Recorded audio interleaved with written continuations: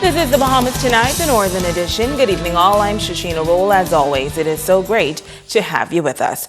Topping news, the Road Traffic Department rolling out its multi-million-dollar automated vehicle and driver's license system on Grand Bahama today. This upgrade brings the department in line with the latest in technology and is expected to provide more effective and efficient service. Megan Shepard has the latest.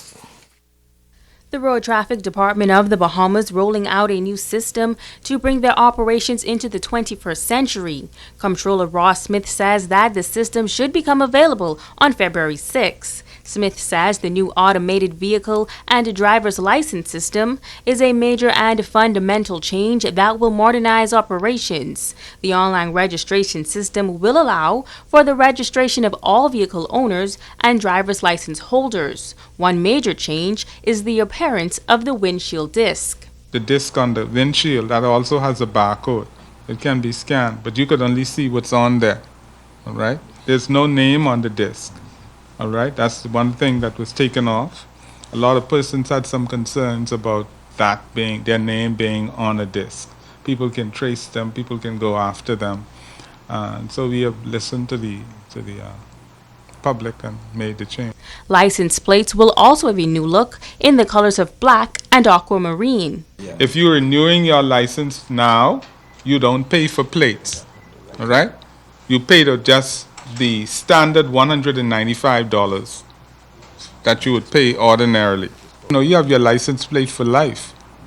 You don't have to go around wondering. Once you have that plate, you know what that plate is. And all the plates will only be 2 letters and 4 numbers.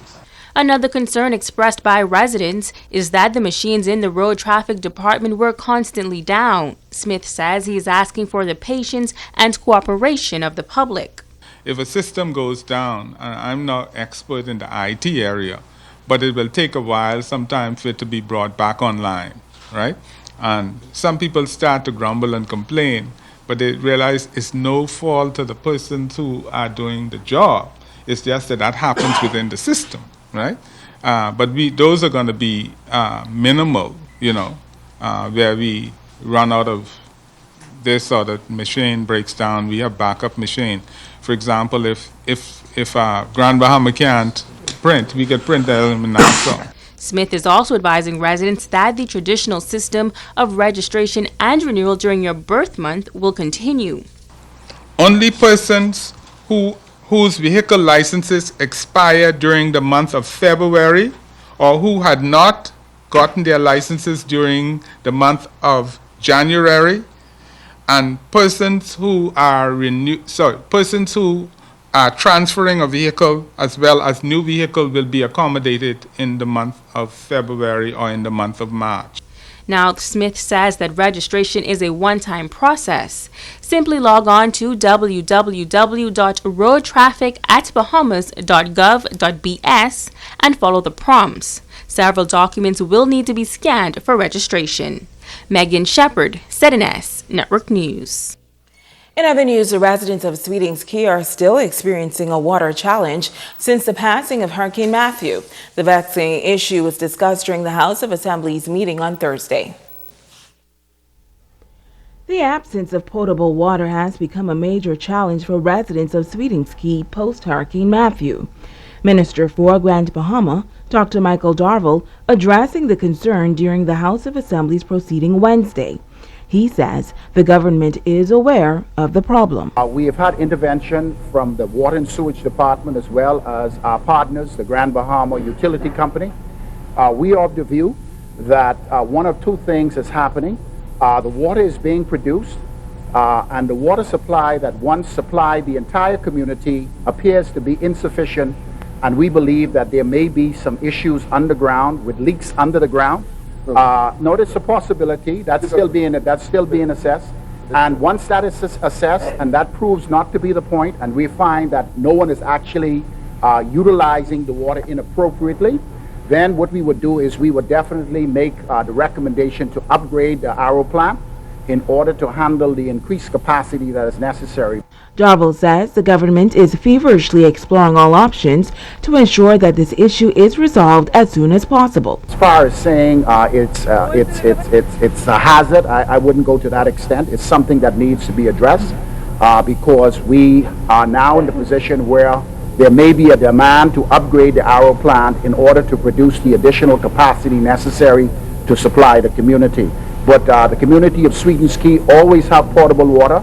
There has been some times during the day where the water supply may have to be turned off so that the bladders can be recharged and refilled.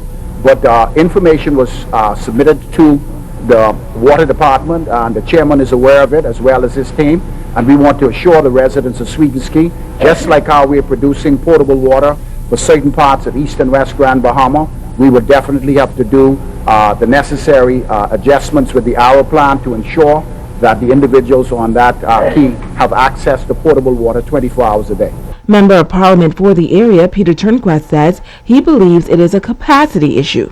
The leak tests have been done. There is no leaks. They've already confirmed that, both the GB utility and water and sewage. So it really comes down to a capacity issue. And there's an investment that is required, as I understand it.